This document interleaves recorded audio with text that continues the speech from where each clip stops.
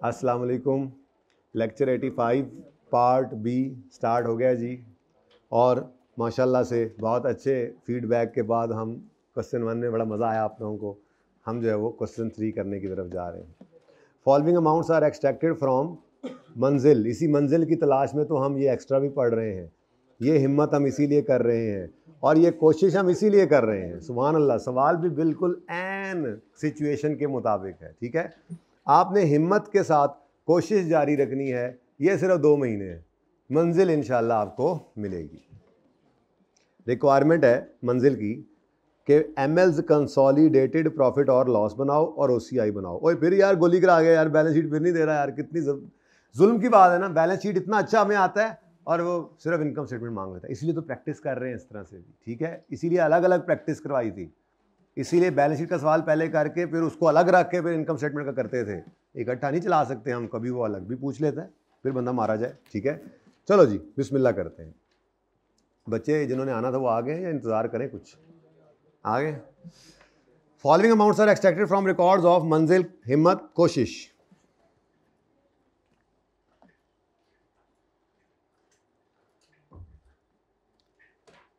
कोई मैसेज भी नहीं है कि सर ज़रा वेट कीजिएगा, आ ही जाता है कभी कोई। अच्छा जी चलें जी। अब sales, cost of sales, operating profit, other income. अच्छा एक बात तो बताएं, सॉरी मुझे एक बात तो बताएं, क्वेश्चन नंबर 1 में मैंने वर्किंग 6 नहीं बनाई थी। क्यों नहीं बनाई थी? पीएनएल के सवाल के अंदर मुझे मैक्सिमम वर्किंग 6 की जरूरत पड़ती है प्री आर ई निकालने के लिए। वर्किंग 1 तो बन रही होती है ना, उसमें प्री आर ई चाहिए होती है, वो सवाल के अंदर गिवन थी। ऐसे ही क्वेश्चन नंबर 2 जो आपने कर रखा है उसमें भी वर्किंग 6 के बगैर आपका काम चल गया होगा, क्योंकि उसमें भी प्री आर ई गिवन थी, ग्राउंड तैयार किया है, ठीक है। अब ये सवाल आता है, इसमें भी पीएनएल गिवन है, sales, cost of sales, operating profit, other income, finance cost, retained earnings, closing given है। Details of ML's investments are as follows. KL में 25% शेयर होल्डिंग 1 अगस्त 15 को की है, ईयर एंड हमारा 31 नंबर। ओ बहुत पुरानी बात है, इस पर छुरियाँ नहीं चलेंगी, ठीक है। और इसका शेयर कैपिटल दे रहा है वो टोटल। एचएल में 60% इन्वेस्टमेंट है, ये सब्सिडरी बन गई और माय गॉड इसमें फ्रैक्शन लगेगा 8/12, ऐसा ही है। लेकिन गौरतलब बात यह है कि आज आर ई मिसिंग है, तो आज हमें हिम्मत और कोशिश करनी पड़ेगी। मंजिल हमारी वर्किंग 6 में पड़ी है। इस हिम्मत और कोशिश में मंजिल पाने के लिए वर्किंग 6 हमने करनी है मेरे दोस्त, वर्किंग 6 हमने करनी है। तुम लेट हो गए जी। चलें ठीक है, कर लेंगे इंशाल्लाह। आगे बढ़ो। आपका favourite point, consideration of for acquisition of HL. HL कौन है? Subsidiary comprises of. ओए आज बिल्डिंग दे दी। पेज 27 को तो ऐसे चिपका हुआ है, हर सवाल के अंदर पेज 27 वाली एडजस्टमेंट्स आ रही हैं। क्या ख्याल है? थोड़ा सा कैश ले लो, थोड़े से शेयर्स ले लो, थोड़े से डिबेंचर ले लो, थोड़े से कैश फिर ले लेना, थोड़ा से शेयर्स फिर कभी ले लेना, बिल्डिंग ले लो, हमारी जान ले लो, याद आ रहा है वो सारा कुछ बारी बारी। Issuance of 16 million shares after 1 year, share ले लेना, सुभान अल्लाह, सब करेंगे इंशाल्लाह। उसके बाद at date of acquisition of HL carrying value except following. उसके बाद इम्पेयरमेंट टेस्ट, गुडविल का, गुडविल इम्पेयर हो गई है। उसके बाद एचएल के एल पेड 5% डिविडेंड। वर्किंग 6 अगर बनानी है तो डिविडेंड वाला पॉइंट पढ़ेंगे और वो कहेगा पेड है तो रिकॉर्डेड है, रिकॉर्डेड है तो हम उसको शो करेंगे, शो मारेंगे, ठीक है। नेक्स्ट। और केएल कौन है यार? एक तो ये बड़ा मसला है, केएल एसोसिएट है। एसोसिएट ने क्या किया है? O sold a machine to subsidiary, नहीं पेरेंट। ए टू एस कोई नहीं होता, ठीक है। तो ए टू पी कोई बात नहीं, फिक्स एसेट आपने बेचना सीखा हुआ है, कर लेंगे इंशाल्लाह। आपको कुछ नहीं समझ आनी भाई, छुट्टियां करके आए ना, तुम्हारे सारे लेक्चर कवर हैं, पार्ट बी भी कवर है सारे। कल वाला लेक्चर लिया हुआ है, पास पेपर 1 किया हुआ है, दिखाओ। मेरे पास टाइम नहीं है, क्लास के बाद मुझे मिलो। अच्छा जी, मैं असल में ये सवाल आपको ना करवाता, सही बात है। इसमें 2 चीज़ें हैं सिर्फ, एक एचएल और केएल ने। एचएल कौन है ज़रा बताओ यार? एक तो एचएल कौन है और केएल एसोसिएट। इन्होंने आगे किसी जज्बा जुनून के शेयर्स खरीद लिए हैं, लेकिन वो शेयर्स इतने थोड़े हैं कि IFRS 9 लगना है। और इस सवाल की इस एडजस्टमेंट में मैं अभी पढ़ के आ रहा हूँ, लिखा हुआ था उन्होंने, FET OCI में इन्होंने क्लासीफाई किया हुआ है। आपने घर पे सवाल किया है ना, कल होमवर्क दिया था, करना था, मतलब सर ने कराना है, क्या ज़रूरत है, हो तो जाएगा ही, इससे फ़ायदा नहीं होगा। फ़ायदा इससे होगा कि आप अपना टक्कर टुक्कर मार के आएँ कि पेपर के अंदर ये सवाल आता तो आधा सही हो जाता, आधा बहुत होता है। अच्छा खैर चले, तो FET OCI की वजह से OCI ने आना है। OCI सवाल के अंदर नहीं नज़र आ रहा था, इस एडजस्टमेंट में लिखा होगा इंशाल्लाह, मैंने अभी पढ़ा है कि उन्होंने इसको रीमेजर नहीं किया फेयर वैल्यू पे, तो करेंगे OCI आ जाएगा।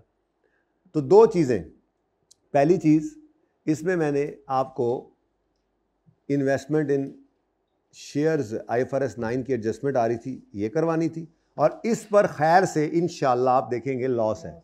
लॉस है तो लॉस OCI में आना है, नेगेटिव साइन, वो एट्रीब्यूशन आपको सिखानी है। ये सवाल सिर्फ समझ लें एडजस्टमेंट 7 कैसे करवा रहा हूँ, वरना इस सवाल में क्या जान है। आप देख रहे हैं हर एडजस्टमेंट वही है जिसको देख कर ही बंदे का दिल खराब हो जाए, आप ये भी करनी पड़ेगी। शुक्र करेंगे ना पेपर में तो ऐसे होगा, ठीक है। ML मैयर्स NCI एट प्रोपोर्शनेट शेयर, तो ये सवाल है जी सारा। अब बिस्मिल्लाह करते हैं जी। सबसे पहले तो वर्किंग 6 ही कर लेते हैं। यहाँ पे मैंने प्रॉफिट निकाला था ना कल, वैसे ही प्रॉफिट निकलवाओ मुझे जी। पैट निकलवा दो ज़रा, तब वो वही तरतीब रहे ना जो पहले थी। पैट जी सेल, यहाँ पे तो साइन भी आज लगे हुए हैं, यहाँ तक sale less cost plus income less cost is equal to PAT कितना 167। जल्दी से HL का बताओ 63, KL 32। ये पैट कैसे निकला समझ आ रही है? ये वो वर्किंग 6 आप करोगे तो उसके अंदर शो हो जाएगा। ये यहाँ पे थोड़ा ही आपने करना है, तो मैंने कल जैसा सवाल बनाया, ठीक है, ये कहीं नहीं जाता। ये वर्किंग 5, ये वर्किंग 5.1। कल OCI में रीवन सरप्लस आ रहा था, वो 5.2 5.3, आज कुछ नहीं आ रहा फिलहाल, ठीक है। लेकिन वर्किंग 6 हम बना सकते हैं फटाफट, पार्ट ऑफ क्वेश्चन। ये वर्किंग 6 क्या होती है जी? सेपरेट फाइनेंशियल स्टेटमेंट्स में statement of changes in equity में रिटेन्ड अर्निंग्स का कॉलम, ओपनिंग तीनों का बना लें।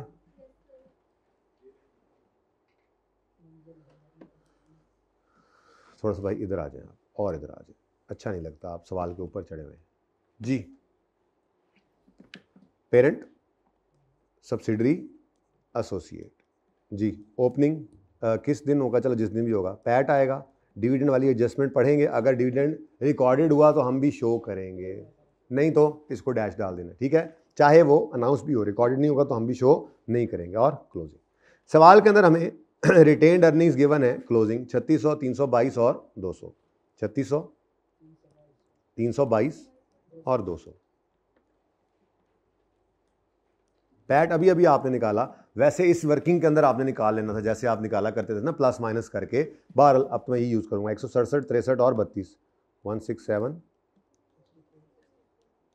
63 और 32। अब डिविडेंड वाला पॉइंट पढ़ते हैं ताकि वर्किंग 6 के लिए बस यही 4 चीज़ें देखनी होती हैं जी हम, ओपनिंग, क्लोजिंग, पैट और डिविडेंड, ठीक है। फिर सवाल शुरू कर देते होते हैं हम। तो पॉइंट नंबर 5 में, पॉइंट 5 में क्या लिखता है? HL कौन है? KL।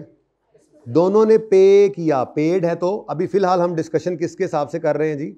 वर्किंग 6 के हिसाब से। तो वर्किंग 6 के हिसाब से अगर पेड है तो रिकॉर्डेड है, रिकॉर्डेड है तो हम भी क्या करेंगे? शो कर देंगे। तो शो करो जी।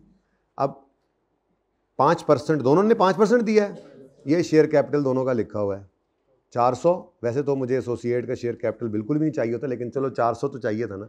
400 इंटू 5% और 600 इंटू 5%, यहाँ पे कर देता हूँ छोटा सा। डिविडेंड चलो यहीं कर दें, डिविडेंड 600 इंटू 5% कितना? 30, और 400 इंटू 5% जी 20।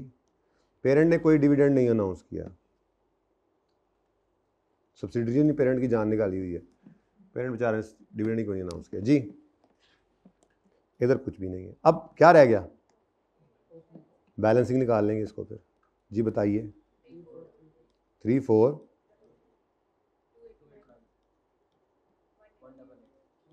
कोई मसला? शुरू करें सवाल। कल मैंने आपको स्टेप्स लिखवाए थे, वो स्टेप्स कहाँ लिखवाए थे? इसी पास पेपर के करीब ही लिखवाए थे ना। हाँ यस, लो जी। स्टेप 1 P+S करो ऑन फेस। अच्छा एक काम करें, P+S ऑन फेस तो कर लेते हैं। मेरी ये चाहत है कि इसको तो इधर ही रखें ना, पहली चाहत तो ये है, फिर एक हमारी चाहत है, एक अल्लाह की। तो अल्लाह की चाहत को मानेंगे, हमारी चाहत भी अल्लाह पूरी करेंगे। इधर लिखा हुआ है ML/S NCI at proportionate share, ठीक है जी, तो कर लेंगे ना, उसको याद रहेगा ना। अब ये मैं मिटा रहा हूँ, मैंने यहाँ पे एडजस्टमेंट करनी। मैं ये इसलिए कर रहा हूँ बेटा कि ये जो IFRS 9 वाली इन्वेस्टमेंट है, OCI वाली इन्वेस्टमेंट है ये, तो इसको भी सवाल तो ज़ाहिर है पढ़ के ही आप शुरू करते हैं ना। तो OCI वाली इन्वेस्टमेंट को देख लें, इसमें OCI का गेन या लॉस है वो OCI में आएगा फॉर द ईयर, तो वो भी तो हमने लेना होता है कल वाले सवाल की तरह से। चलना यार ऐसे ना, अच्छा वैसे ही खाली जगह, मैं कहूँ शायद सो गया। ये पैड था और ये OCI वाले आइटम थे, ऐसे ही आज पैड निकाल लिया है, अब OCI वाले आइटम निकालने पड़ेंगे, ठीक है भाई। असगर को कह दें जब सर निकलें तो बता दें, हमने एक मेहमान भेजना होता है, वो जाए ना जाए हमने भेजना होता है। कौन सा सवाल है? तीसरा। लो जी शुरू करें जी काम। Very very easy easy, very very tasty tasty. Working number 8 ना कर लें, 7 तक तो बुकड है ना। वर्किंग 8 ऑन 15 नवंबर 19 हमारे साल के कोई 1.5 महीना खत्म होने से 1.5 महीना सब्सिडरी, सही बोल रहा हूं मैं, काट के ए कर लिया करो, ऐसे मैं भी परेशान हूं, आप बताते रहना मुझे, ठीक है। Subsidiary and associate purchased 6 lakh and 4 lakh ordinary shares of जज्बा। अच्छा ये फिलहाल छोड़ दो, एंड पे बता देता हूं इसका क्या सिग्निफिकेंस है, लेकिन फिलहाल इसको छोड़ दो, ठीक है। जज्बा के शेयर उन्होंने खरीदे हैं at a price of 150 each, एक शेयर 150 का है। दोनों ने एक ही दिन इन्वेस्टमेंट की ना, दोनों, एसोसिएट ने भी सब्सिडरी ने भी, प्लस 2% ट्रांजैक्शन कॉस्ट। आगे ना पढ़ो। अब ये शेयर्स में इन्वेस्टमेंट है, दो ही मॉडल्स हैं, FVTPL FVTOCI। FVTPL हुआ तो ये transaction cost expense out, FVTOCI हुआ तो capitalise. HL&KL classified the investment as financial asset at fair value through. अब पक्का हो गया, पहले तो शायद शक था कि FVTPL होगा और शायद अदर इनकम के अंदर, अच्छा इधर इनकम भी कोई नहीं आ रही थी खैर से, लेकिन चलो एक शक तो हो सकता था, लेकिन अब तो पक्का हो गया। अगर FVTOCI में था तो FVTOCI वाले का अगर गेन था तो वो गेन नजर आता OCI में, क्योंकि नजर नहीं आ रहा हमारे सवाल में, लॉस होता तो नेगेटिव लॉस नजर आ जाता। तो क्यों नहीं नजर आ रहा, इसकी वजह उसने फिर खुद बता दी। क्या वजह बता रहा है? These investments have not been remeasured at year end, लेकिन उसने आपको मार्केट प्राइस दे दिया ताकि आप खुद रीमेजर कर ले। मार्केट प्राइस ऑफ जज्बा जुनून share was 138 at the year and. चलो जी अब पहले बात कर लेते हैं HL की। मैं HL की बुक्स के अंदर ये अकाउंट बना रहा हूँ, ठीक है जी। इन्वेस्टमेंट इन शेयर्स,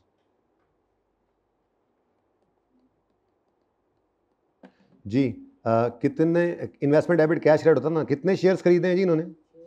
6 लाख। हर शेयर इस दिन कितने रुपए का है?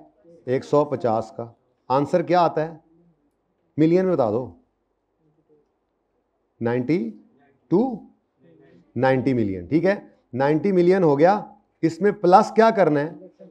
2%। अब जब उसने बोला 2%, तो 2% किसका होगा? इसी 90 मिलियन का होगा, प्लस 2% ऑफ 90 मिलियन कर दें, या आप यूं भी लिख सकते थे इनटू 1.02। एनीवेज इन्वेस्टमेंट की अमाउंट बताएं।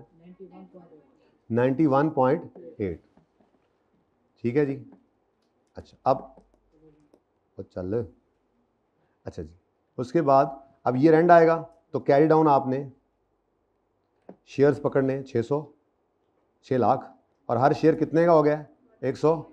लो जी कम पे आ गया जी 82 समझाया भी था पेरेंट ने सब्सिडरी को, मत ये पंगे लो, लॉस आ गया। खैर चलें, क्या आया जी इसमें? हम क्या लिखा करते थे, कुछ याद करके बताओ। Fair value reserve, very good. जो कि जाता था, ये बैलेंसिंग है, बैलेंसिंग, ठीक है ना। ये जाया करता था OCI में, और साथ ही हम ये भी लिखते थे ये गेन है या लॉस है। लो जी ये लॉस है, कितना? 9। वर्किंग 9 भी कर दो फिर। चलो वर्किंग 9 अब मैं करूंगा इन्वेस्टमेंट इन शेयर्स की वर्किंग, लेकिन अब ये वर्किंग KL की किताबों में कर रहे हैं, KL एसोसिएट है, ठीक है। तो इन्वेस्टमेंट इन शेयर्स, ऐसे ही बिल्कुल कैश। कितने शेयर इसने? 4 लाख खरीदे हैं, 4 लाख। हर शेयर इस दिन 150 का था, तो कितना बन गया? 60 मिलियन, पूरा 60 मिलियन। इसमें प्लस कर दो 2% of 60 million, 61 point, year end आ गया। Carry down. कितने बच्चों ने सवाल अटेम्प्ट किया घर पे? ऐसे किया था, कर लिया था ऐसे? कमाल है यार, वैसे आप लोग ना अमेजिंग होते जा रहे हैं। नहीं मैं सचमुच में कह रहा हूँ, मैं एक्सपेक्ट नहीं कर रहा होता, और आप बड़ी गल है, माशाल्लाह माशाल्लाह जी। इनटू 138 50, लो जी एसोसिएट, रिश्तेदारों ने भी नहीं मानी ये बात। फेयर वैल्यू रिजर्व, ये बैलेंसिंग निकाला है हमने, ये OCI में आ गया, और ये लॉस कितना? 6 का। लो जी मुबारक हो, आपका PNL का सवाल वाला फेस पूरा हो गया। कर दूं पूरा? यहाँ पे मैंने जाकर लिखा, अब नीचे लिखूं, ऊपर लिख ले OCI। भाईजान पेरेंट ऐसे पंगे नहीं ले रहा, ठीक है, सब्सिडरी ने पंगा लिया। 9 का लॉस, एसोसिएट ने पंगा लिया। 6 का लॉस, ठीक हो गया, ये सवाल पूरा हो गया। ये एडजस्टमेंट बस यहीं तक की थी। बैलेंस शीट तो बन नहीं रही कि ये इन्वेस्टमेंट्स कहीं लेकर जानी हो, वरना ले जाते, सिर्फ PNL बनाना है, ठीक है। तो ये एडजस्टमेंट, और इससे OCI के अंदर जो जाना था वो जा चुका। यार असगर को भी ज़रा बुला लो, कल ये चाय से रह गया था, जल्दी चाय मंगवाते हैं, क्लास में भेज दिया था, रह गए थे ना, बाद में आ जाते यार, चाय तो पी लेते हैं। इसका स्पेशल कार्ड बनाएंगे। हाँ जी डन, नोटेड या पिक्चर्ड? कुछ नोट कर रहे हैं, जल्दी नोट करें। कर ले, खुला टाइम है, टेंशन नहीं है। बस 3:15 जूम मीटिंग होती है, पहले 3 दिन ये डर रहेगा, अगले 2 दिन तो ये डर भी नहीं है। ओके लो जी, अब आपका सवाल पूरा हो गया है। अब मैं आपको स्टेप्स के हिसाब से चलाऊंगा। सबसे पहला काम क्या करना है? काटा वाटा, ठीक है। और अगली बात, ये 63 कहाँ जाएगा? 63 वर्किंग 5 एज प्रॉफिट, वर्किंग 5 बोला करो। ये वर्किंग 7 वो कहाँ से आ गई? तो बैलेंस शीट की है जी। वर्किंग 5.2 और वर्किंग 5. ये मिक्स हो रहा है कुछ, ऐसे कर लें, वर्किंग 5.2 और ये जाएगा वर्किंग 5.3, ठीक है जी। पॉज करेगा जी बच्चों। अब स्टेप 1, ओपन करो P+S on face of consolidated statement of comprehensive income और शुरू हो जाएंगे। क्वेश्चन नंबर 3, पेज नंबर जी, नाम भी बता दो। मंजिल, नाम सिर्फ मंजिल है आज जी। Consolidated statement of comprehensive income for the year ended 19। चलो कोई अच्छा सा मार्कर भी बंदा दे देता है। अच्छा जी, सेल्स P+S फिलहाल कर दें। P+S 800 जमा 315, आपको पता है बटे एंड पे ही लगाते हैं। 800 जमा 315। कॉस्ट ऑफ सेल 540 जमा 180, इतना पेट्रोल लग जाता है आन जान से। 540 बताते नहीं है, जमा 183। एक मिनट, GP लिख देता हूँ, ये लो। उसके बाद ऑपरेटिंग एक्सपेंस 114 जमा 60, ऑपरेटिंग एक्सपेंस 114 जमा 60। Other income 41 plus nil, other income 41 plus 0। Finance cost 20 plus 12,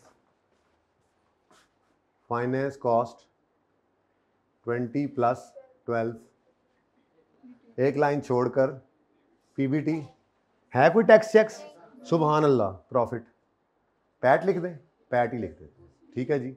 यहाँ पे हमने क्या लिखना होता है पता है आपको, हाँ, तो एक लाइन छोड़ दिया, पैट आ गया। उसके बाद ऐड करेंगे इसमें ओसीआई, और ओसीआई के अंदर जो भी आएगा उसके बाद फिर हम यहाँ पर करेंगे, हाँ, यहाँ पे भी एक लाइन छोड़नी होगी ना हमने, ठीक है। यहाँ पे भी हमने क्या करना है, पहले हमने करना है P+S, P+S के बाद फिर लाइन छोड़नी है। चलो तरतीब से ही चलते हैं। अब हम P+S इधर भी कर सकते हैं, इधर देखो, P+S P+S P+S P+S P+S, बस बस, P प्लस माइनस माइनस हो जाएगा ना, तो P+S 0 - 9 इजाजत है। यहाँ पे क्या लिखूँ मैं, यहाँ पे क्या लिखूँ, फेयर वैल्यू चेंज लिखते थे हम, फेयर वैल्यू चेंज। इसमें भी क्या करो, P+S ये प्लस S ही है, तो लॉस था ना, डन। सिर्फ क्या किया है, फेस पर P+S किया है। यहां पर क्या आएगा, नवा, वो जो नवा आता है, share of profit from associate, ये 5.1 से आया करता है। और यहां पर आएगा share of OCI from associate आएगा, और ये आएगा वर्किंग नंबर 5.3 से आप कह रहे हैं। सारी प्लानिंग तैयार है, ठीक है जी। उसके बाद यहां पर आ जाएगी हमारे पास total comprehensive income. Okay, done.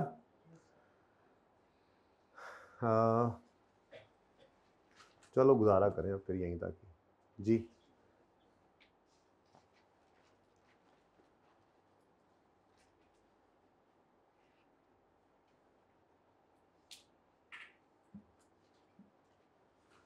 Working number 1 open करेंगे हम इंशाल्लाह, अभी ज़रूरी है ये तो वैसे ही, एडजस्टमेंट अकाउंट, बाकी ये जगह फ़िलहाल छोड़ दें, आपको पता ही है 1.1 बनती ही जा रही है हर सवाल में, ठीक है, देखेंगे बहरहाल।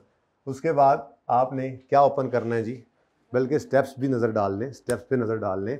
हमने P+S कर दिया, अब क्या करें, ओपन करें वर्किंग 5, 5.1, 5.2, 5.3, तो वर्किंग 5 ओपन तो करें ना, वर्किंग 5 एस प्रॉफिट,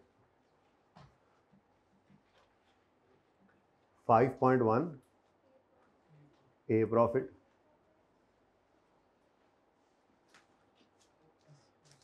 5.2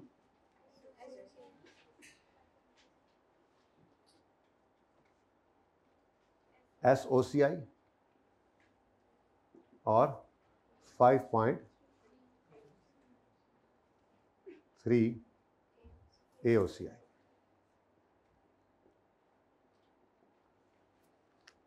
ठीक है जी, 63 एस प्रॉफिट, 32, लेकिन 60% यानी सब्सिडरी जो बनी है यकम मई को, जनवरी फरवरी मार्च अप्रैल नहीं थी, तो 8/12 करना है किसको, 63 को। तो एस प्रॉफिट आ गया ब्रैकेट में 60, और इस पर, और ये 8/12 आपको पता है, इधर देखो हर जगह पे लगना है, ठीक है। लेकिन एक बात यहीं पर सुन लो, एक मिनट, ये तो हो गया वर्किंग 5, ये वर्किंग 5.2 में जो 9 है, पहली बात तो ये लॉस है। एक दिन बताया था ऐसे हल्का सा, इसी सवाल की तैयारी में कहा था, अगर कभी लॉस आ जाए तो इधर की बजाय इधर लिख लेना। तो एस का प्रॉफिट है और SOCI के अंदर क्या आ रहा है, लॉस, तो आपने इधर लिखा SOCI कितना जी, 8/12 कर लेना चाहिए, 8/12 कर लेना चाहिए। 8/12 क्यों नहीं करना चाहिए, एक लाइन उसने लिखी थी, ऑन 15 नवंबर 19 एक्विजिशन के बाद ये इन्वेस्टमेंट हुई, तो सारे का सारा लॉस अल्हम्दुलिल्लाह हमारा ही है, ठीक है। इसमें किसी भी सऊदी किंग शिंग का कोई हिस्सा नहीं है, लॉस सारे हमारे ही होते हैं, ठीक है जी। बात समझ आ गई, तो इसका मतलब ये 9 इधर ही आ गया। इसीलिए इधर देखो, देखना सारे, इधर 8/12, जरा तमीज से ना लिखने में से हो जाएंगे ऐसे मेरे ख्याल से तो जी, इंटू 8/12 इंटू 8/12 इंटू 8/, ये 0 है कोई बात नहीं, 8/12 इंटू 8/12, नो 8/12, क्यों? 9 सारे का सारा हमारा। याद आ रही है वो एडजस्टमेंट जो अदर इनकम में आती थी, जो एक्विजिशन के बाद वाली होती थी, उस सारी की सारी कंप्लीट को हम शो करते थे फेस पर। गारिज और नॉट गारिज, गारिज, ओके जी, डन डन। ये रह गया 32 और 6, लेकिन ये 32 के साथ नया मसला है, ए प्रॉफिट, हाँ इसके साथ 7 परसेंटेज लगती है, कितना 32, इसका 25% हमारा है बस जी, 8 आ गया। और ओसीआई में ए का भी क्या है, लॉस, क्या है, लॉस, तो ए ओसीआई, लेकिन इस पर परसेंटेज लगेगी हमारी शेयर होल्डिंग की वजह से, कितना है लॉस, 6, कितने परसेंट इसमें से हमारा, 25%, डन हो गया जी, कितना 1.5। ले जी, मैंने वर्किंग 5, 5.1, 5.2, 5.3 भी ओपन कर ली, ये मेरा स्टेप 2 था। स्टेप 1 क्या है, फेस को कंप्लीट करते हैं, P+S करते हैं, कंप्लीट नहीं करते, P+S करते हैं फेस पे। स्टेप 2 5.1, 2, 3 और 5.4 ओपन करते हैं, और उसके बाद कहते हैं जी एडजस्टमेंट्स कर लीजिए। चलो जी अब शुरू हो जाओ, लंबा काम, काफ़ी देर बाद के जाके फिर हम अब आखिरी 2 स्टेप्स कर लेंगे, ओके। अच्छा, अब P&L तो जो मैंने उठाना था उठा लिया सारा, रिटेन अर्निंग क्लोजिंग जहां जानी थी वहां जा चुकी। अब detail of ML's investment are as follows. मुझे रिटेन्ड अर्निंग्स प्री चाहिए होती हैं ना, एस की क्यों चाहिए होती हैं और ए की क्यों चाहिए होती हैं, बता दो। एस की जाती हैं वर्किंग 2 में डेबिट होके वर्किंग 1 में, तो ये तो इन एनी केस मुझे चाहिए, इनके बगैर तो मेरा गुजारा नहीं है, ठीक है। ए की प्री आर ई क्यों चाहिए होती हैं, ये ड्री नहीं लिखा हुआ, प्री लिखा हुआ है, प्री आर ई क्यों चाहिए होती हैं, ताकि हम इन्वेस्टमेंट इन एसोसिएट वाली वर्किंग करें, प्री क्लोजिंग माइनस प्री करके पोस्ट निकालें। क्या वर्किंग 7 उसने मांगी है, क्या बैलेंस शीट मांगी है, इसलिए मुझे इसकी ज़रूरत भी नहीं है। हाँ इसकी ज़रूरत है, और ये निकालना कोई मसला नहीं है। वर्किंग 6 बन चुकी है, ब्रॉड डाउन प्लस कुछ, ब्रॉड डाउन प्लस कितना 289 प्लस 63 का कितना, नहीं बेटा 8/12 तो हमारा है, 4/12 में आता है कुछ, ठीक है। तो यहाँ पर इंशाल्लाह शेयर कैपिटल आएगा, जब आएगा देखेंगे। तो फिलहाल रिटेन अर्निंग्स में क्या लिखोगे, 289 प्लस 63 इंटू 4/12, आंसर 310। ये डेबिट होता था वर्किंग 2 में और क्रेडिट करते थे यहाँ पे, लेकिन आज वर्किंग 2 की मुझे ज़रूरत है नहीं, ठीक है। ये क्या है जी, ये क्या है, ब्रॉड डाउन, और ये क्या है, कुछ एक्विजिशन से पहले वाला पैसे देकर खरीदा वो वर्किंग 1 में आ रहा है, ये कुछ 4/12 और 8/12, ये सारे का सारा हमारा, ओके।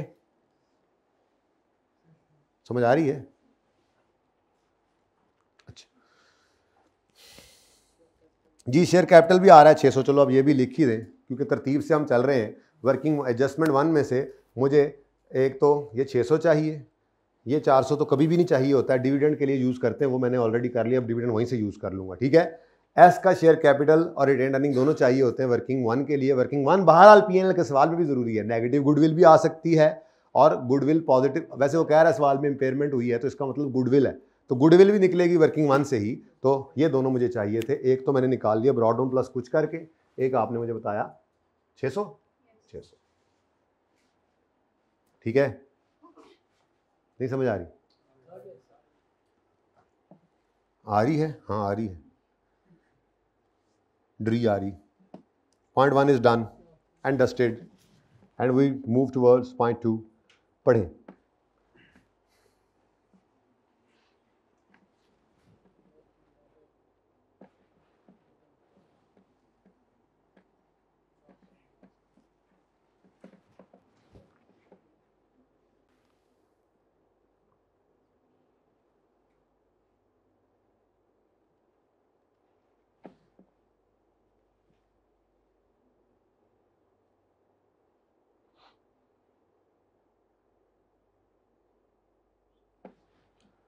जी बच्चों चलें। Consideration for acquisition of HL, subsidiary की बात हो रही है, यानी ये जो यहाँ पर आएगी investment in S, investment is S, investment in S, इसके लिए हमें वर्किंग 1.1 आज करनी पड़ेगी एज यूजुअल, और वर्किंग 1.1 अब मैं आपके साथ करने लगा हूँ डिस्कस। क्या निकालेंगे इसमें? इन्वेस्टमेंट इन S, ठीक है। चल क्या कहता है, हमने कंसीडरेशन फॉर एक्विजिशन जो है HL के शेयर्स की, वो कंसीडरेशन थी, उसमें हमने क्या कुछ दिया है? Comprises of number 1 transfer of ML's building, working number कौन सा चल पड़ा है? नहीं यहाँ पे नहीं, 1.10 वर्किंग 10, 9 कौन सी की है? अच्छा ठीक है, वर्किंग 10। इस वर्किंग 10 के अंदर अब मैं आपको बताने लगा हूँ क्या हुआ। वो कहता है transfer of ML's building having carrying value and fair value of 150 and 266 respectively. ना पढ़ो आगे, कुछ याद है क्या करते थे? बिल्डिंग को बुक वैल्यू से क्रेडिट करते थे, इन्वेस्टमेंट इन शेयर्स को फेयर वैल्यू से डेबिट करते थे, गेन या लॉस को बैलेंस शीट का सवाल करते हुए CRE में, और अगर इनकम स्टेटमेंट हो तो अदर इनकम में लिखा था। नहीं याद आ रहा तो मैं दिखा देता हूँ। नहीं याद आ रहा? याद है, पक्की बात है। चलो, तो ये होना चाहिए क्या? ओरिजिनल एंट्री क्या होना चाहिए? इन्वेस्टमेंट डेबिट और बिल्डिंग क्रेडिट, PPE लिख दूं? PPE ये बुक वैल्यू से निकालते थे हम, कितना? 150, और इन्वेस्टमेंट को हम डेबिट करते थे फेयर वैल्यू पे, और वो है 226, और 76 का क्या है? गेन। ये बैलेंसिंग अदर इनकम में जाएगा, क्योंकि मैं इस वक्त कर रहा हूँ P&L का सवाल, और अगर यही सवाल हम बैलेंस शीट का करते थे तो ये अदर इनकम में जो है वो CRE में चली जाती थी, क्योंकि मैंने आपको कहा था पेज 27 वाली हर एडजस्टमेंट, ये तो हर सवाल में पहली एडजस्टमेंट यही आ रही। चलो, ये तो आप कह रहे हैं ना होना चाहिए, ये तो आप है ना, आप पढ़े लिखे लोग हैं आप, हैं जी, ये तो आप हैं, ये तो आप कह रहे हैं ऐसा होना चाहिए। अब देखते हैं उन्होंने क्या कमाल किया। कहता है the disposal of building has been record, उसने इन्वेस्टमेंट डेबिट बुक वैल्यू से ही कर दी और PPE क्रेडिट, यानी कि उसने बुक वैल्यू से ये ट्रांजैक्शन कर ली ना, इन्वेस्टमेंट डेबिट PPE क्रेडिट उसने किससे कर दिया? बुक वैल्यू से। कितनी? 150। अब रेक्टिफाइंग एंट्री क्या बनेगी? रेक्टिफाइंग एंट्री क्या बनेगी? इन्वेस्टमेंट 226 से डेबिट होना था, इन्वेस्टमेंट चलो 150 से डेबिट हो गया, तो मजीद 76 से डेबिट कर दो, और इनकम को, अदर इनकम को 76 से क्रेडिट कर दो। ये आपकी वर्किंग 10 हो गई, जिसमें आपको ये बुलेट मैंने करवा दिया, पढ़ लें और देख लें।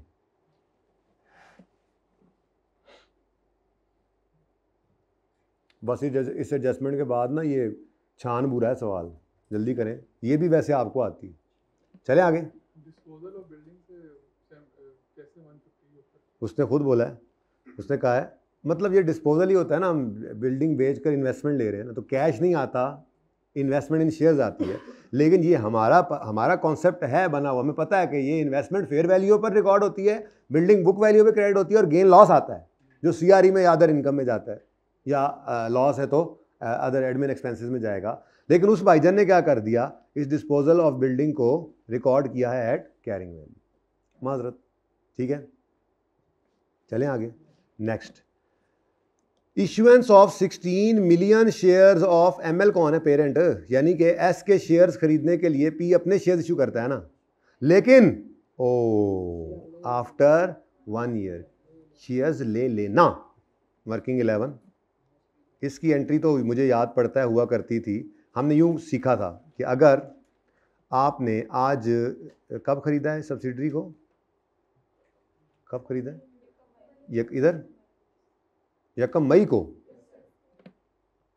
अब 1 मई 2000 जो भी है, चलो 19 कर लो, आपने इस सब्सिडरी को ख़रीदा है, और इस दिन आपने कहा है थोड़े से शेयर्स ले लेना, ठीक है। अब उसके बाद 1 साल बात तो जाकर बनेगी कहानी कहीं यहाँ पर 1 मई 2020 पर। अब अगर आपको याद हो तो मैंने आपसे ये कहा था कि आपने इस दिन की वैल्यू पर इन्वेस्टमेंट को रिकॉर्ड करना है और ईयर एंड पर, या बल्कि एक जुमला लिखा था हमने, इसके अलावा कोई भी फेयर वैल्यू गिवन हो आपने उसको यूज़ नहीं करना, इग्नोर करना है। जाके देख ले, मैंने ये जुमला लिखवाया था, यही 2-4 दिन पहले ही किया ये सवाल। 20th question I think, page 63 या पता नहीं कहाँ पे, ठीक है। तो हमने कहा था किसी भी और फेयर वैल्यू क्या करना है, इग्नोर। अब सवाल पढ़ते हैं। वो कहता है the market price of ML share at date of acquisition was 30, यानी कि इस दिन शेयर्स की प्राइस कितनी थी, 30। However market price increase to 32 when shares were issued. इस दिन कितनी हो गई, इस दिन कितनी है पता ही नहीं, और ना ही मुझे को ज़रूरत है, ना तो मुझे इसकी ज़रूरत है ना मुझे इसकी ज़रूरत है, बल्कि हमने ये सीखा था इन्वेस्टमेंट को इस पर रिकॉर्ड कर लें और जब इशुएंस का एक्चुअल वक्त आए तो उस परचेज कंसिडरेशन पेएबल को जो रिकॉर्ड कर उसे डेबिट करके और उसी दिन वाली वैल्यू के ऊपर शेयर इशू करें। कहीं तो सवाल दिखाऊं या याद है, नस की में जानते हो। तो हमने यहाँ पर खड़े होकर 1 मई पे खड़े होकर जो एंट्री पास करनी है वो एंट्री होनी है इन्वेस्टमेंट इन एस डेबिट और परचेज कंसीडरेशन पेएबल क्रेडिट, ठीक है जी। और ये एंट्री हमने किस अमाउंट से करनी है, कितने शेयर्स दिए हैं भाई, 16 मिलियन पेरेंट ने अपने शेयर्स दिए हैं और आज की वैल्यू तो 16 million shares into ₹30, answer is 480।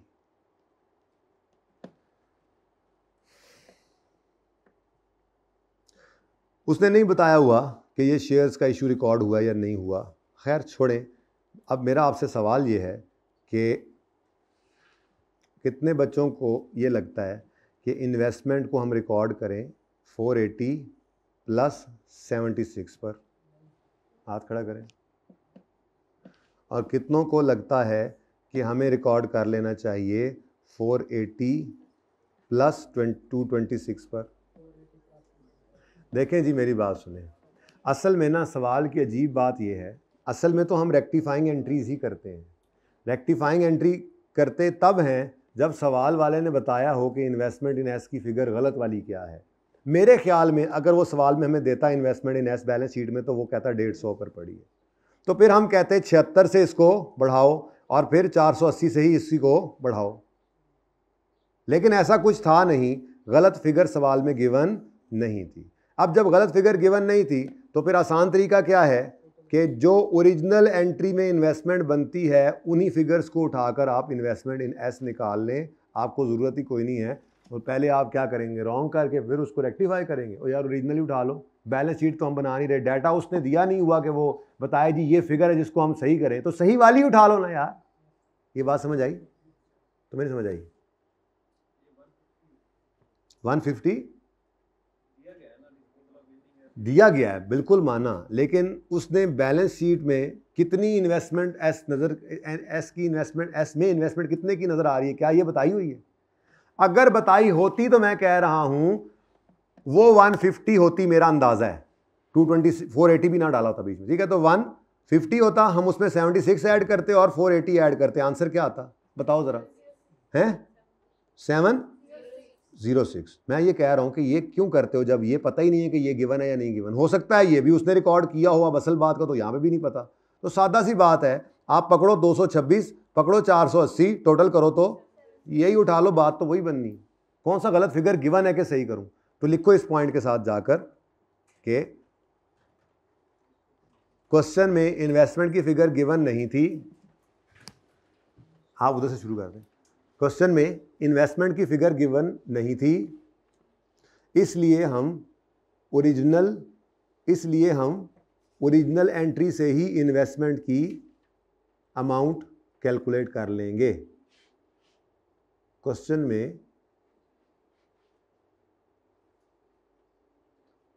में क्या लिखवाया था, इन्वेस्टमेंट इन एस की फिगर गिवन नहीं थी, आगे क्या लिखवाया था, इसलिए हम ओरिजिनल एंट्री से इन्वेस्टमेंट की फिगर कैलकुलेट कर लेंगे। Got it?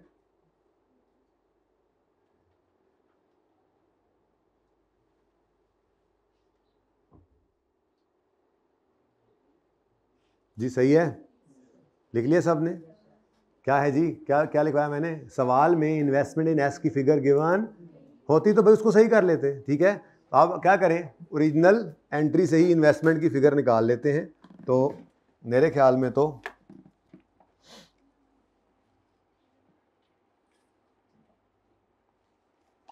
चलें फिर वर्किंग, अब ये वर्किंग तो हुई पड़ी है, इसी में ही ले आते हैं इसको। इधर देखें जी,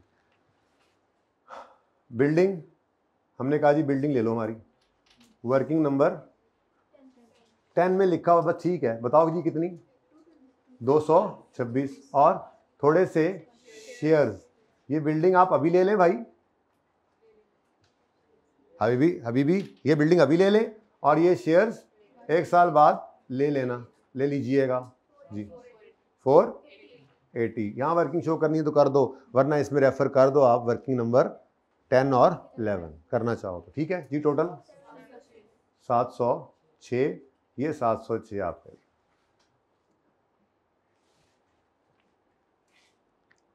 गॉट इट? लो जी, अब सवाल जो है ना वो बिल्कुल ऐसे ही है, बस फारिग है। समझ आ गई ये बात? तो हर सवाल में आप देख रहे हैं एडजस्टमेंट, इसी में ही मसला आ रहा है रेगुलर। चलें जी, थर्ड। सर अभी नहीं निकले? गुड यार, ये बड़ा अच्छा है। चले गए सर? पॉज करें, वो किधर है? ओके जी। At the date of acquisition of subsidiary, carrying value of its net assets was equal to fair value except following: manufacturing plant whose fair value exceeded carrying value by 60। तो entry क्या होगी? PPE debit surplus in working 1 कितने से? 60 से। अब PPE कहाँ debit करूं भाई? वो कहाँ है बैलेंस शीट? तुम कर लो, मेरे पास तो है नहीं। वह हो गया डेबिट दिमाग में, PPE debit surplus in working 1 credit. जी नहीं आएगा, क्योंकि ये एक्विजिशन डेट का है, पहली बात। और दूसरी बात, कहीं पे सवाल में नहीं लिखा हुआ कि वो इसको फॉलो कर रहे हैं, रीवैल्यूएशन मॉडल को। मॉडल तब डिफरेंट, मॉडल तब ओसीआई वाला काम तब होगा जब लिखा होगा सवाल में पेरेंट ग्रुप का बाप वो रीवैल्यूएशन मॉडल यूज कर रहा है।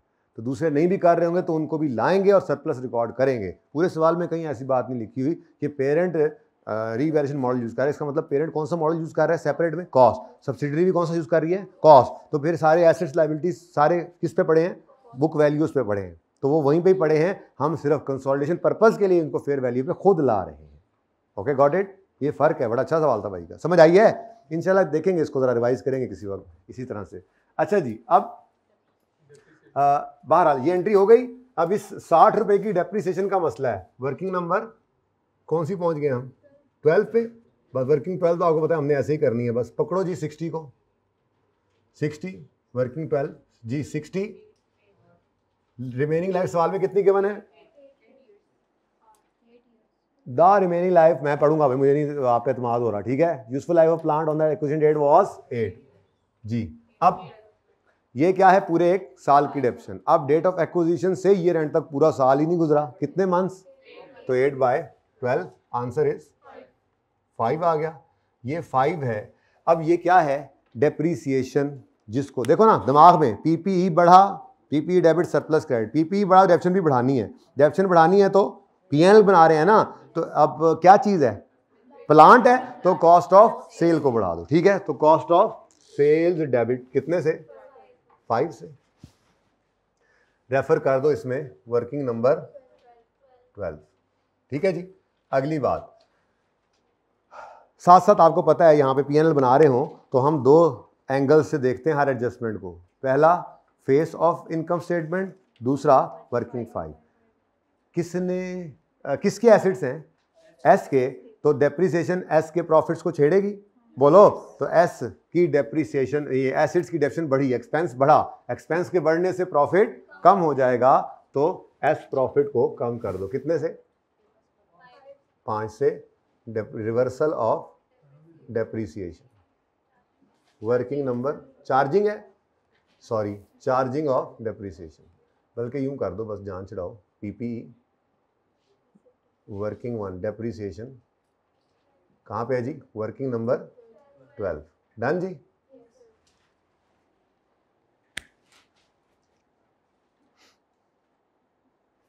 नेक्स्ट।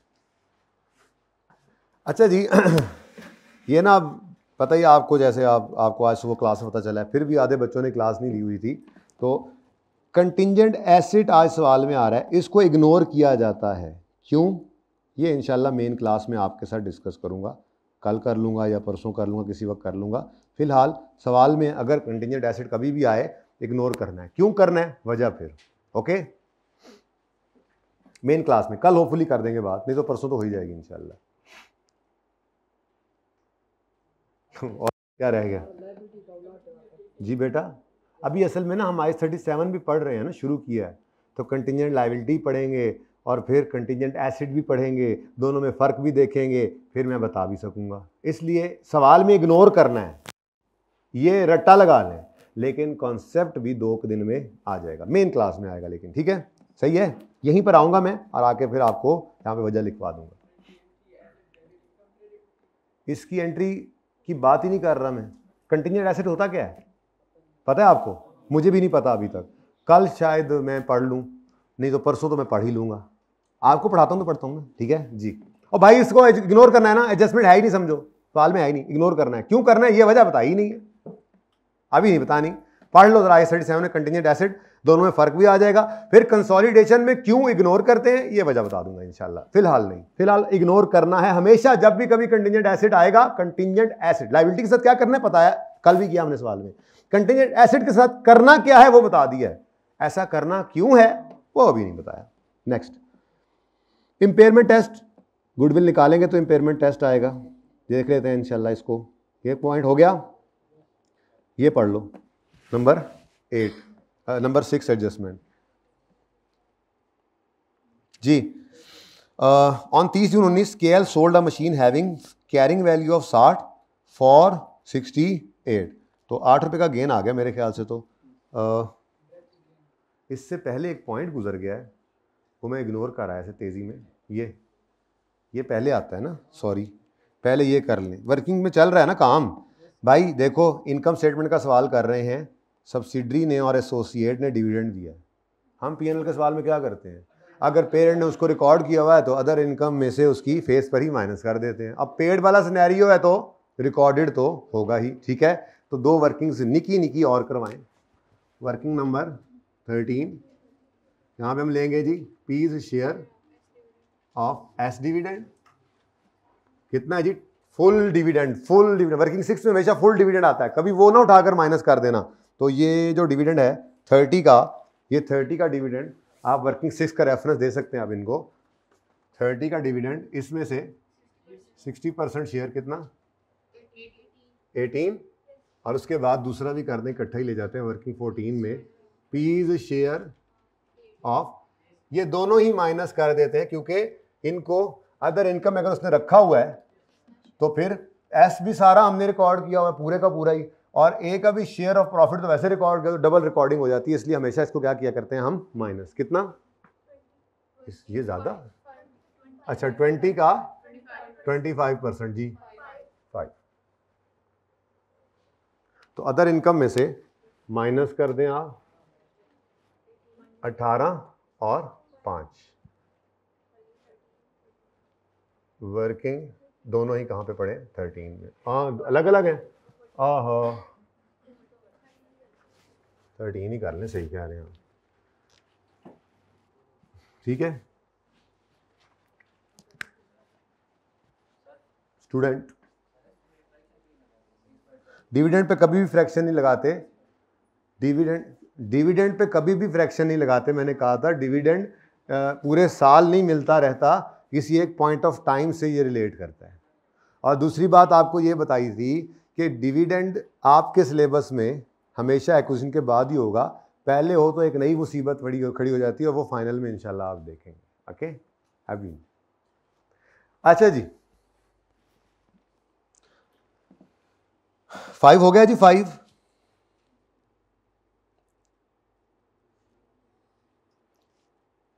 जी चलें आगे।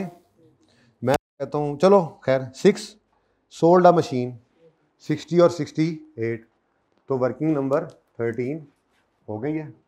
14 में क्या करेंगे, छोटा सा डिस्पोजल अकाउंट बनाएंगे। मुझे पता है गेन आ रहा है, मैं ज़रा रिवाइज करा रहा हूँ। टाइम बड़ा चाह नहीं पियाई थानू कड़नी नहीं हूँ। अच्छा जी चलिए जी बताएं, बुक वैल्यू क्या है 60, कैश तो हमें जल्दी जल्दी कर रहा हूँ, ऐसे में मजाक कर रहा था जी। गेन आ गया, ये गेन ग्रॉस गेन पकड़ो, ग्रॉस गेन 8 का, इसमें से लेस करेंगे डेप्रीसिएशन। अब 8 है, लाइफ गिवन होगी सवाल में, the remaining life of machine at the time of disposal was, तो डिवाइड बाय 5। लेकिन ये date of sale of fix asset से कंसोलिडेशन डेट तक हमने चार्ज करनी होती है। तो date of sale of fix asset क्या है 30 जून 19, तो 6/12 बोलो 0.8 7.2। ये क्या है जी, ये किसने बेची है, ए टू पी है। ओ माय गॉड, तो इसका अगला काम भी लाजमी है, पीज शेयर। तो अगर आप रोज का काम रोज कर रहे हैं तो कोई मसला ही नहीं है इसको, इनटू आंसर 1.8। अब किसने बेचा, किसने प्रॉफिट कमाया, ए किसने बेचा, मुझे लगा आप पी बोल रहे हैं, किसने बेचा ए ने, किसने प्रॉफिट कमाया, ए के प्रॉफिट्स कहां पड़े हैं, ए प्रॉफिट के अंदर उल्टा दो जी, कितना 1.8। पीपीई रिवर्सल ऑफ गेन आप लोग कह रहे हैं, वर्किंग 14 का रेफरेंस, ठीक है। नेक्स्ट, ये एडजस्टमेंट हो गई है, आखिरी लाइन भी पढ़ ही लो।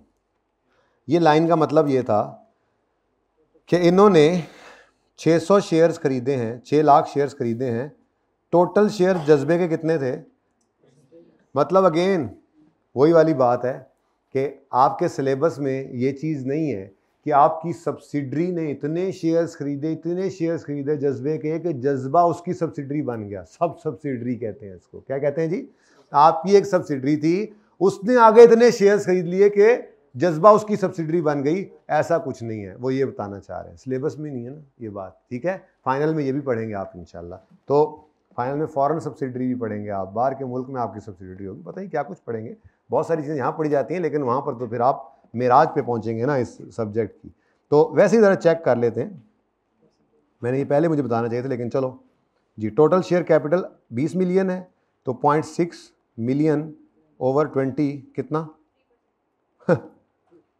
उसके बाद 0.4 ओवर 20%, 22%, थर्ड शेयर, ठीक है।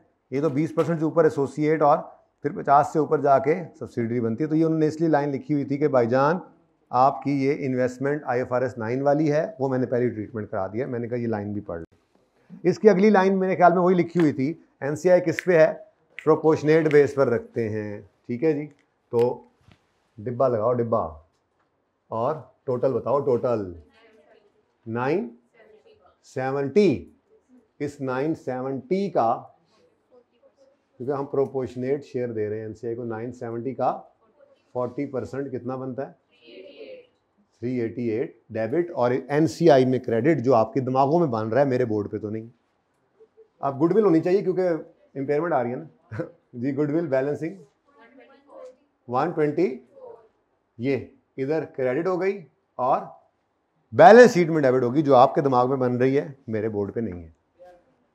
अब अगली बात, ये गुडविल जो थी, इस पॉइंट मैंने बताया था कि इस पे इंपेयरमेंट टेस्ट लगा है और ये इंपेयर हो गई है बाय, तो यहां पर आया और वर्किंग नंबर 15 और पकड़ा आपने। ये नहीं बताना उसको क्या है, गुडविल है, ये है, वो है, बस वर्किंग 15 है ना जी। कितनी है गुडविल 124। ये जो वर्किंग नंबर 1 से आपने निकाली, इसको 10% अगर आप निकालें इसका तो 12.4, ये आपका इम्पेयरमेंट लॉस है। इसकी एंट्री होती है impairment loss debit goodwill credit. ठीक है, बैलेंस शीट का सवाल कर रहे होते थे तो देखते थे एनसीआई प्रोपोर्शनेट शेयर पर हो तो सीआरई डेबिट, और अगर फेयर वैल्यू पे हो तो कुछ बातें याद हैं, शुक्र है, कोई नहीं, महीने बाद भूल ही जानी जी। तो अब लेकिन हम पीएनएल का सवाल कर रहे हैं, तो ये इम्पेयरमेंट लॉस जो है ये एडमिन एक्सपेंसेस के अंदर आप रिकॉर्ड कर लें। ऑपरेटिंग एक्सपेंसेस में आपने यहाँ पर लिखा 12.4 और यहाँ पे आपने रेफर कर दिया वर्किंग 15। ठीक है जी। हिट वर्किंग 5, हिट वर्किंग 5 क्यों क्यों क्यों? क्योंकि ये सीआरई टाइप एडजस्टमेंट है। अगर एनसीआई फेयर वैल्यू पर होती तो एसआरई टाइप एडजस्टमेंट थी, फिर वर्किंग 5 को हिट करती। कोई एडजस्टमेंट रह गई है तो बता दें।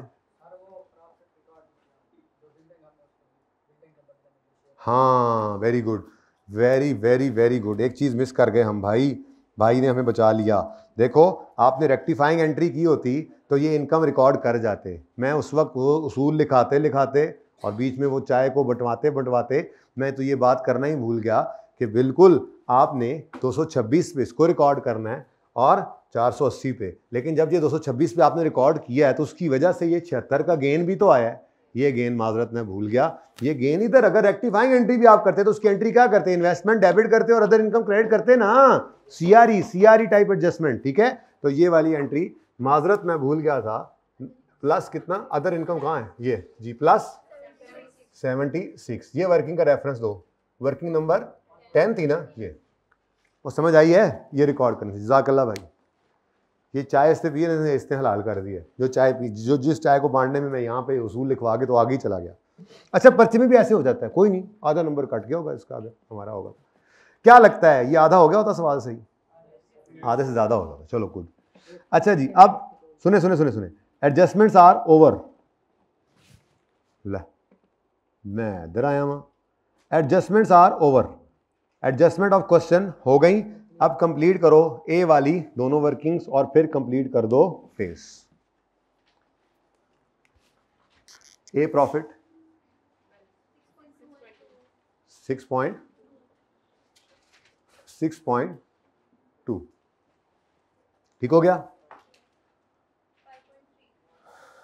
ओह, इसके साथ लिख लिया करो वरना भूल जाओगे। ये लॉस है कितना? 1.5। ठीक है,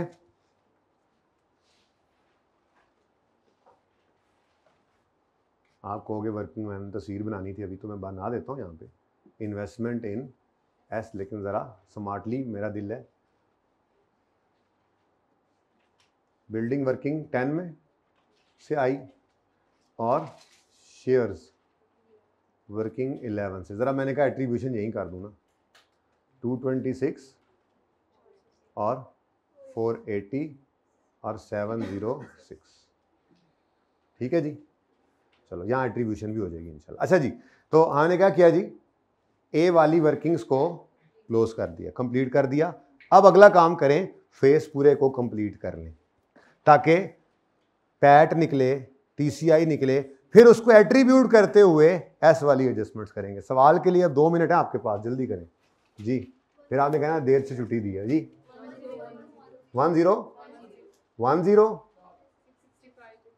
665। अगले गल छो, इधर बताओ ऑपरेटिंग एक्सपेंसेस। अच्छा, आपका दिल करता है ये लिखवा में, हम निकाल के बैठे होते हैं फिर परेशान होते हैं। बोलो 345। चलो जी, नेक्स्ट 166.4, 94, 28 और पॉजिटिव और 250.8। पैट आ गया। एक तो वो वर्किंग थी जो मैंने इन्वेस्टमेंट इन शेयर्स वाली कराई, और दूसरा ये जो लॉस आया है इस वजह से इसकी एट्रीब्यूशन सीख लें। ये सिर्फ इसलिए सवाल करा रहा हूँ, वरना देख लिया आपने, हर सवाल ही ऐसा निकलना है। आधे से ज़्यादा इंशाल्लाह आप ये पहला और तीसरा आपने किया। उम्मीद यही है कि पर्चे में भी आता, तो जब आप पर्चे में पूरा महीना तैयारी करके गए होते हैं तो आपसे ये आधे से ज़्यादा सही हो ही जाना था इंशाल्लाह जी।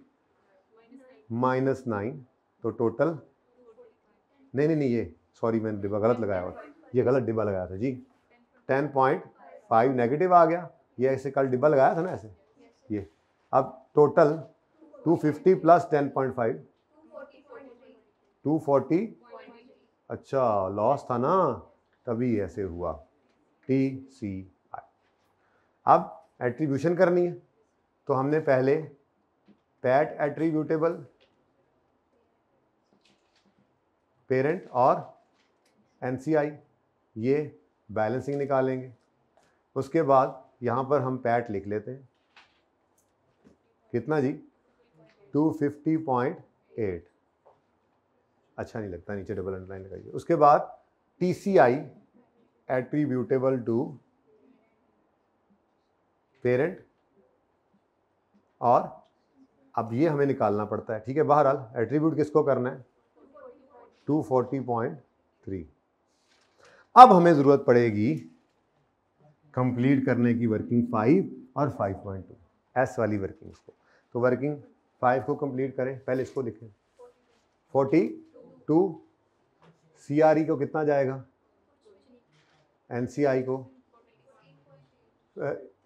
37 इंटू 14.8, ले जी 14.8 हमें मिला है वर्किंग नंबर 5 से, बैलेंसिंग 0.0। अच्छा जब इधर आएंगे तो अगेन पकड़ेंगे किसको, NCI को। अब NCI को क्या देना है, पैट भी और OCI भी, यानी TCI जो टोटल देना है। अब यहाँ से 14.8 प्रॉफिट निकला है, ये क्या है जी, पैट का शेयर, ऐसे ही है, प्रॉफिट है, प्रॉफिट है। ये कहाँ से आया, वर्किंग 5 से। इधर आओ जी, यहाँ पर CRE हम नहीं निकालते होते, NCI देखा अब लॉस जा रहा है, 9 का 40% जी, ये 3.6 लॉस है। इधर देखो प्रॉफिट माइनस 3.6 लॉस आ गया। ये क्या है जी, ये क्या ही लॉस लिख दूं मैं, लॉस OCI वाला जी। ये कहाँ से आया है, 2 से, 5.2 से जी, 11 पॉइंट पॉजिटिव है। चलो असल में पैट था ना और OCI में लॉस था, तो नेट होकर जी 0.1। अल्लाह हाफिज।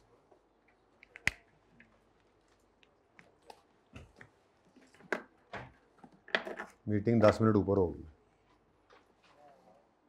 जी। बच्चों ज़रा ये वर्किंग की तस्वीर शायद रह गई हो, ये भी खींच लें, और फिर अल्लाह हाफिज।